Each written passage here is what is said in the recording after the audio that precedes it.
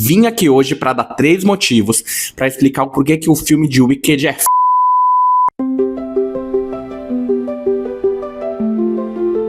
Wicked Parte 1 tá sendo um grandíssimo sucesso e eu acabei de ver o filme, eu fui no cinema agora há pouco, voltei e tô gravando esse vídeo. E de cabeça eu queria dizer algumas coisas que eu acho que fazem com que esse filme seja esse grande acontecimento que ele tem sido. E eu dividi em 3 partes. Primeiro tópico é sobre a imersão na história. E com isso eu quero dizer algumas partes técnicas, como por exemplo, o CGI do filme, a computação gráfica, é usada de maneira muito inteligente e na hora certa. Teve um trecho, por exemplo, onde a Elphaba estava cantando The Wizard and I e tinham umas pétalas de folhas caindo do cenário. E eu acredito que apesar deles terem feito quase tudo em efeito prático, pequenos detalhes, como por exemplo essa pétala de flor, pode ter sido feita no CGI. E isso me fez pensar o quanto o filme inteiro usa a computação gráfica na hora certa, no momento certo. Claro, se você vai fazer um animal falar, se você vai fazer uma reunião entre animais, se você vai fazer macaco voar, é óbvio que você vai precisar usar CGI. Mas eu sinto que Wicked, assim como Beetlejuice, que eu também já fiz um review aqui no canal, usam os efeitos práticos, usam coisas ali no set mesmo, da melhor maneira possível. E quando não existe possibilidade disso ser feito, aí eles vão para a computação. E é importantíssimo falar que essa ambientação faz muita diferença. Quando eu vi os trailers, eu via que tinha muitos cenários grandiosos. E no trailer me dava a sensação de ser tudo computação gráfica. Depois eu vi alguns materiais de bastidores e eu vi que eles construíram boa parte dos cenários. E eu fiquei muito incomodado porque eu falava, mas o que adianta você construir o cenário sendo que ele parece um CG no vídeo? Mas não, gente, eu tava completamente errado. Quando você vê no cinema, na tela grande, você percebe como aqueles cenários são grandiosos. E uma grande questão com efeito digital é que, geralmente, ele te tira da imersão do filme. Você, por algum momento, rola um estranhamento e você sabe que aquilo não é real. E só o fato de não ter isso nos cenários de Wicked faz com que as cenas, as músicas, fiquem totalmente palpáveis. Você fica completamente vidrado no ator que tá ali cantando ou fazendo a cena. Tópico número 2. O filme foi dirigido pelo Jon Chu e eu sinto que ele soube como ninguém deixar claro qual era o foco do filme. O foco desse primeiro filme, em boa parte, é a relação dessas duas amigas, da Elphaba e da Glinda. E ele constrói a relação delas, e as meninas, a Ariana e a Cynthia, construíram essa relação de uma maneira muito crível, muito bonita e muito, muito sensível. Oiê, aqui é o Diego da edição. E eu esqueci de falar uma coisa que eu achei muito importante. Um momento que eu achei que construiu muito bem essa relação entre as meninas foi a sequência de Popular. Porque no musical, ela é basicamente o solo da Glinda, onde a Elphaba vai ficar sentada na cama, recebendo todo tipo de loucura que a Glinda propõe.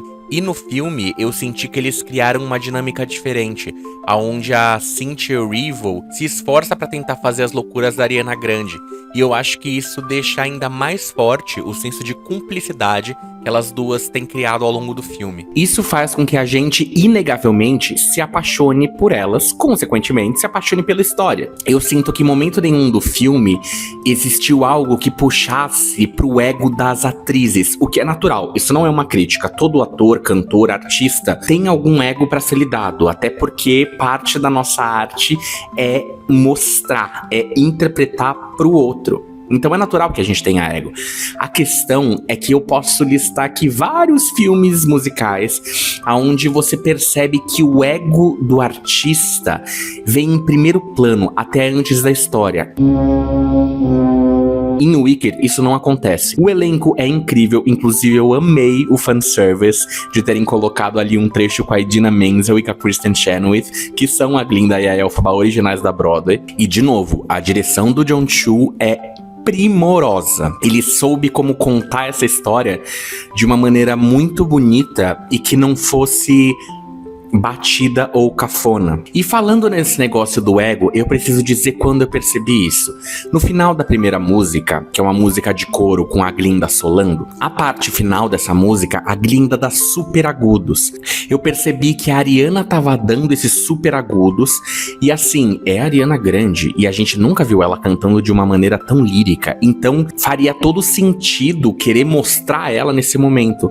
Porém, o filme não faz isso. Porque nesse momento, apesar de ser a Glinda contando uma história, não é sobre o agudo da atriz que tá fazendo a Glinda. É sobre a história. Então, as sequências de cena dessa música mostram a Glinda voltando pra bolha de longe, a multidão cantando, e os agudos dela estão no mesmo volume ali de todo mundo cantando. Não tem um grande destaque pra voz lírica da Ariana. E ali me deu esse estalo do quanto o filme não estava preocupado em mostrar a atriz fazendo algo, e sim contar a história. Tópico número 3, o casting de milhões. Eu vou ser muito breve em falar que a Ariana Grande tá incrível como Glinda, o timing cômico dela tá incrível, ela realmente faz da Glinda uma versão que eu nunca tinha visto e que eu gostei muito.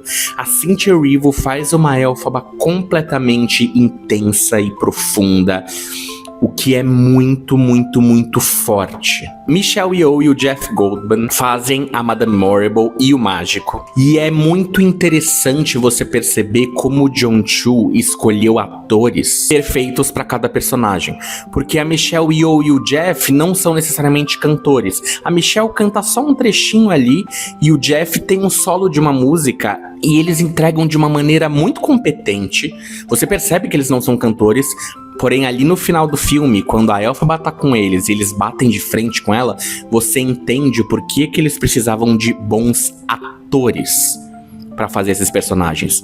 Porque as cenas deles com a Elphaba é muito forte, é muito interessante. A Michelle faz uma Madame Morrible que é extremamente militar, extremamente forte. Isso transparece muito na cena.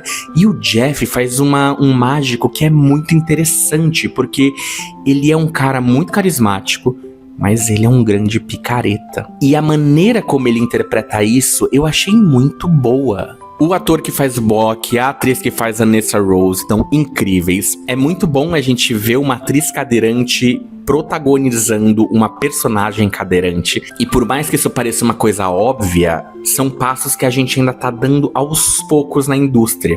Mas tá acontecendo. Eu amei o Fiyero e eu preciso dizer que eu adorei a escolha do Fiyero em cantar tanto homens quanto mulheres.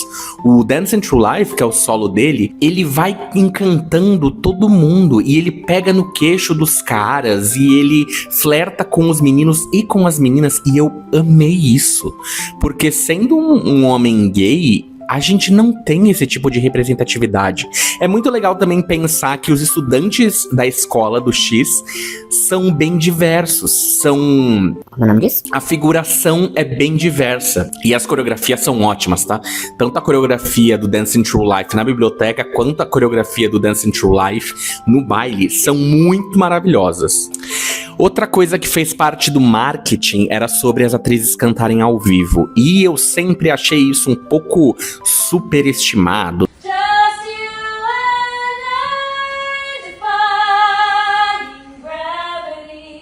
E não, realmente eu tava errado mesmo.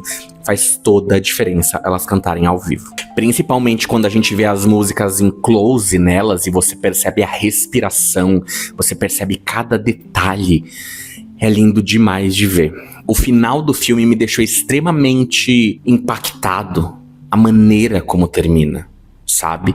É muito forte tudo que acontece dramaturgicamente, mas as imagens são muito fortes. E óbvio, Cynthia Erivo cantando Defying Gravity é incrível. E aí eu fiquei pensando sobre uma coisa. Dizem que as pessoas não gostam de assistir musicais. E de fato, assistir filme musical nos últimos anos foi bem difícil. Musicais que tiveram roteiros ruins, musicais lotados de computação gráfica realista, que não era tão realista assim. Musicais com protagonistas que eram ótimos atores, mas que não sabiam cantar. Ou até mesmo musicais que eram só uma cópia ou uma versão piorada de outros musicais. E mesmo com essa onda toda, o Wicked está sendo um sucesso. Porque, independente de ser musical ou não, as pessoas gostam de bons filmes.